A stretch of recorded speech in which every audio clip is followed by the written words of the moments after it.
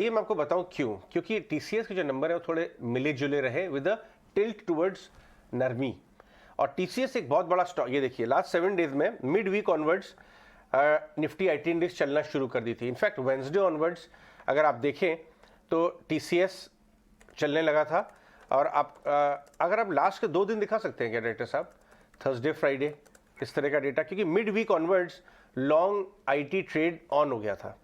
इस बार Wednesday onwards अगर आप देखें टीसीएस, इन्फोसिस, एचसीएल टेक सब आपको लेके आते हैं हम, वहां से लॉन्ग पोजीशन बन गई थी, हालांकि उतनी जोर में नहीं बनी थी। और हुआ क्या कि टीसीएस के मिले जुले नतीजे आए। ये देखिए पॉजिटिव है राइट, पूरे 2 डे चार्ट। वेंसडे का अगर आ जाता तो और अच्छा रहता, क्योंकि 3 दिन में पॉजिटिव होना शुरू हो गए थे। बट बहुत ज़्यादा जोश में इस बार लोगों ने आईटी लॉन्ग नहीं किया रिजल्ट्स के पहले। और हुआ क्या, टीसीएस के नरम नतीजे आए। तो देखना इंटरेस्टिंग होगा कि ये पूरे आईटी इंडेक्स को ड्रैग करता है या नहीं। इसलिए प्रशांत कह रहे थे कि शायद पूरा सेक्टर थोड़ा साइडवेज टू नेगेटिव जा सकता है, लेकिन एब्सोल्युटली। इनफैक्ट इसमें ब्रोकरेज हाउस की रिपोर्ट्स आई हैं रिड्यूस करने की, अंडरवेट की। जेपी मॉर्गन का टारगेट तो और नीचे का 2800 तक का टारगेट दे रहे हैं जेपी मॉर्गन, और नुमरा की भी रिपोर्ट जिस पे 2910 का टारगेट हो गया। तो इनफैक्ट फ्राइडे को ना प्रेशर में था टीसीएस। अजय जी हाँ, इसीलिए ना आइए जानते हैं, पूजा और शरद हमारे साथ जुड़ गए हैं।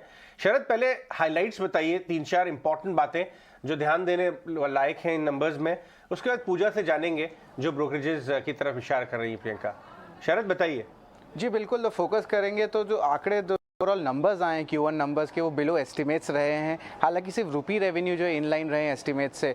अब आगे बात करें तो मार्जिन्स में एक डिसअपॉइंटमेंट आई है और एक मल्टी क्वार्टर लो पे जो है आंकड़े देखने मिले। 23.1% का जो है रजिस्टर्ड हुआ है मार्जिन्स। ऑफकोर्स जो इम्पैक्ट आई है उसका इम्पैक्ट ऑफकोर्स वेज हाइक्स और जो सप्लाई साइड कॉस्ट है उसके कारण हुई है। डील्स भी जो है थोड़े म्यूटेड रहे हैं।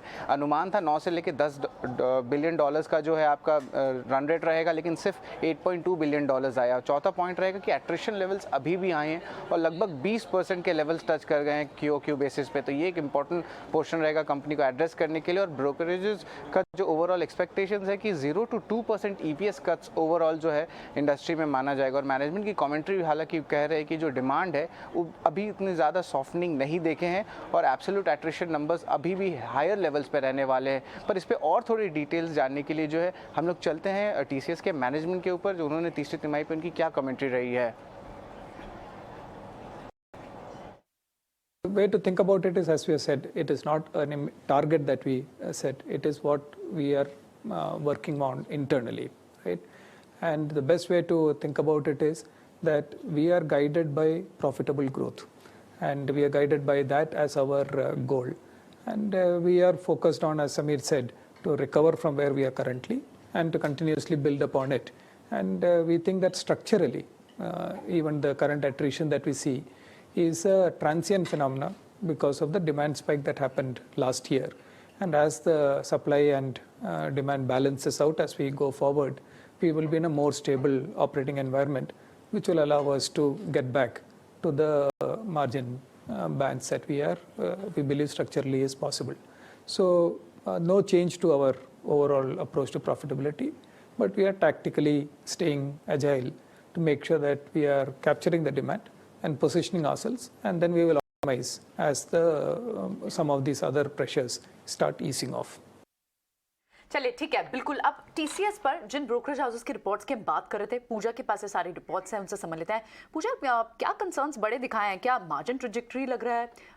वेज इन्फ्लेशन जैसे कंसर्न तो पहले भी बात की जा रही थी, जिसके लिए वॉच आउट करना था।